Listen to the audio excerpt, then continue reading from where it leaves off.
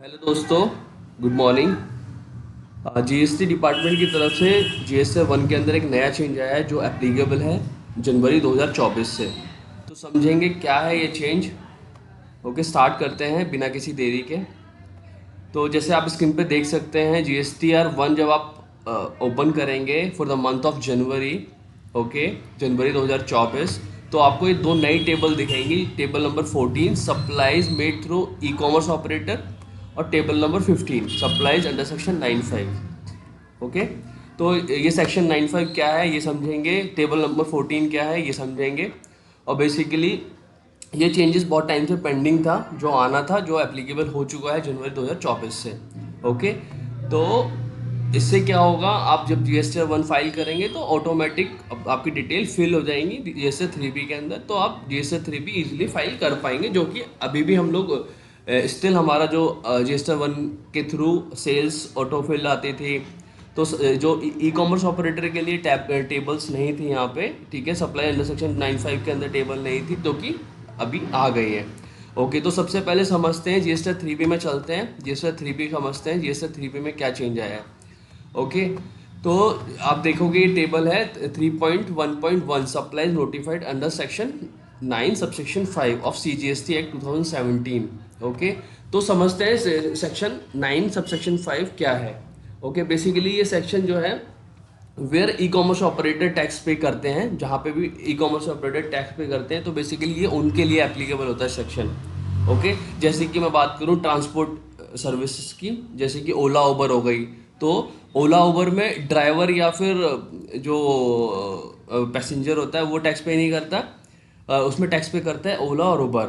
Okay, और accommodation services की बात करूँ तो जैसे कि ओला ओयो सर्विसेज हो गई, ओयो होटल्स वगैरह हैं, तो उसमें ओयो पे करता है, उसमें जो ओयो चला रहा है वो पे नहीं करता।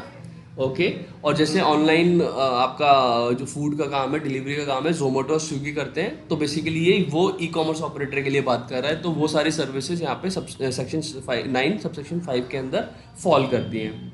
ओके, तो जो भी अब आप सेल रिपोर्ट करोगे तो आपका यहाँ पे सेल 3.1 के अंदर रिफ्लेक्ट करेगी इंस्टेड ऑफ 3.1, जिसके अंदर आपका जो टैक्स ऑन आपका रिवर्स चार्ज और फॉरवर्ड चार्ज जो आता है, tax on outwards and reverse charge supply inward supplies यहाँ पे आती है, तो आपकी ये सारी सर्विसेज यहाँ पे आएगी।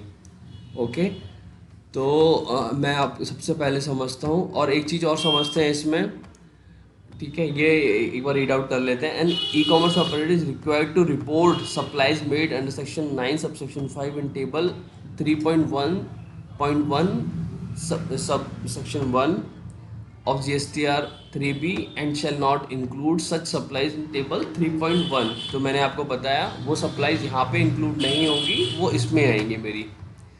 Okay, the applicable tax on such supplies shall be paid by e-commerce operator in table 3.1.1 of GSTR 3B in cash only। तो कैश में पे करना है, नॉट बाई आईटीसी, आईटीसी के थ्रू पे नहीं करना, हमें कैश में पे करना है। ओके, तो अभी एक बार जीएसटी वन भी देख लेते हैं हम लोग।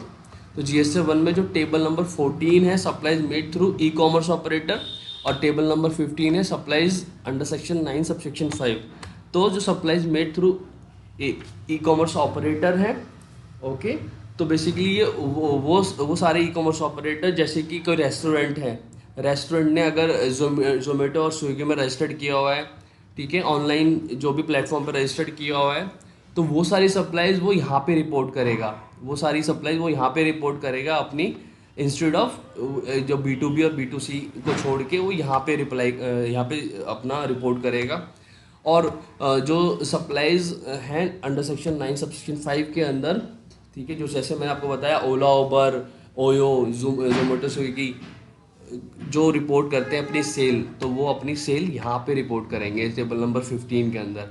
ओके, बेसिकली ये चेंजेस हैं जो जनवरी 2024 से एप्लीकेबल हैं जीएसटी वन के अंदर। तो जीएसटी वन फाइल करने से पहले जनवरी 2024 की इंश्योर कर लो कि आपने ये चेंजेस उसमें इनकॉर्पोरेटेड किए हैं जीएसटी वन के अंदर, ठीक है, ताकि आपकी रिटर्न गलत फाइल ना हो, ठीक है, करेक्टली फाइल हो।